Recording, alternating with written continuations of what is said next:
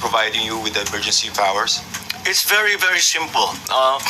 What we asked of the legislature is really very simple, is that when the price of oil, at least this is the original version, when the price of oil has breached $80 per barrel on average for a month, then the emergency powers can be exercised. Paano niyo po kakausapin yung mga ordinary Filipinos na medyo nangangamba?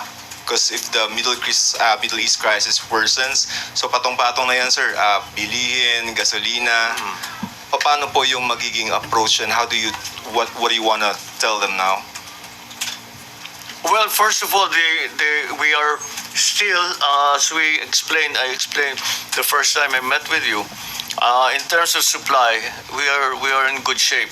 And not only do we have inventory in the Philippines, we also are awaiting some supplies coming in that are in transit.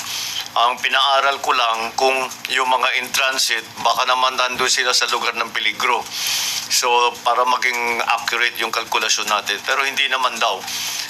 Yung pagsara ng Straits of Hormuz, hindi kasama dun sa kalkulasyon so far. So, so in terms of supply, but that doesn't mean that we're not doing anything. Naghahanap tayo ng iba't ibang lugar na makapagbigay ng supply sa atin. We are talking to many other countries who we normally do not buy oil from. But hopefully we will be able to come to an agreement with them, and that we will get further supply from them.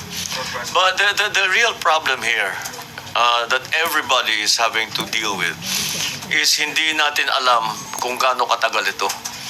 Hindi natin, kasi yung presyo kung saan pupunta, hindi natin how long, kung tataas man, tumaas na nga, gaano katagal ba yung pagtaas na yun?